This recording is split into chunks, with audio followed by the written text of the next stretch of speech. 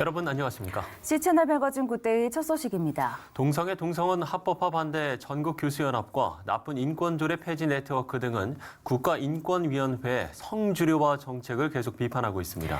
이들은 지난 14일 스승의 날을 앞두고 학생 인권조례로 인한 교권 붕괴를 두고 볼 수 없다면서 2017년 목숨을 거둔 고 송경진 교사의 억울한 죽음을 철저히 조사하라고 촉구했습니다. 조홍현 기자입니다. 지난 2017년 학생들의 야간 자습 거부로 생긴 마찰 때문에 성추행범으로까지 몰렸던 부안 상서중학교 수학교사 고 송경진 씨.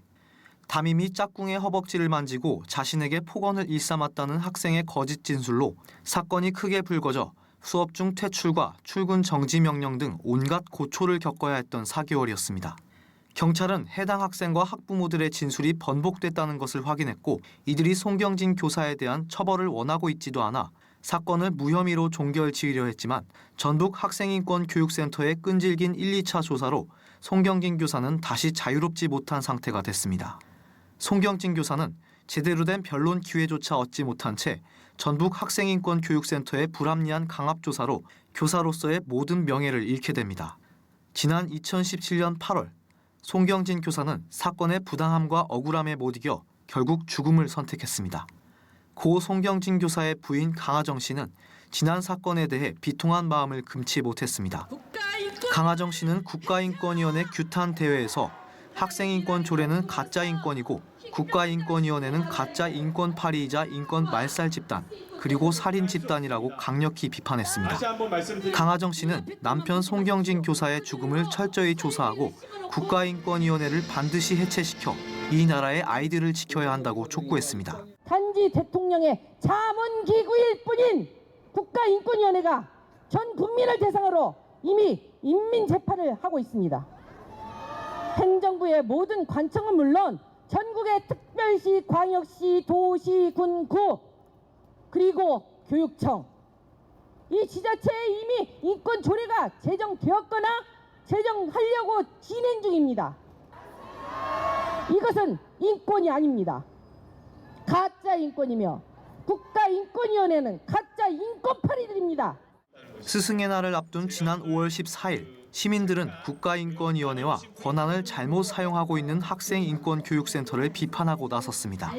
길원평 부산대학교 교수는 학생인권 조례가 학생에게 권리만을 주고 교사에게는 의무만 강요해 학교에서 교사가 학생들을 올바로 가르칠 수 없는 시스템을 만들고 있다고 지적했습니다.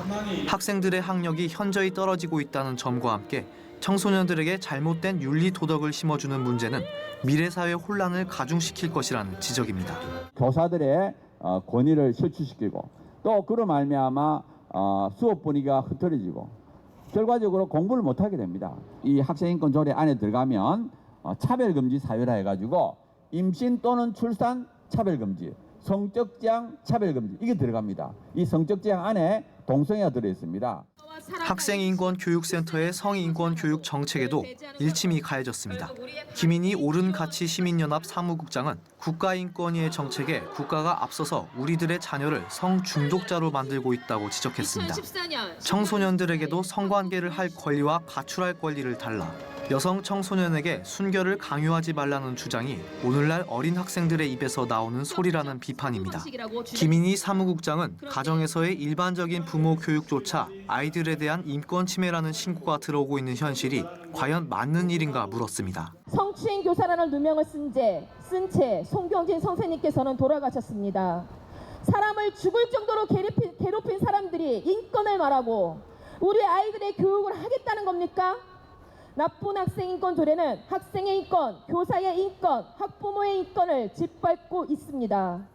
학생의 인권만 알고 교사의 인권은 모른다는 우리나라 정부 기관. 소중한 학생의 인권을 정치적으로 이용하고 정작 대다수 국민의 역차별 문제를 간과하고 있는 상황을 앞으로 어떻게 해결할 수 있을 것인가. 국가인권위원회의 정책을 반대하는 시민들은 학생인권 조례 폐지를 강력히 주장하고 있습니다. C채널 뉴스 조홍현입니다.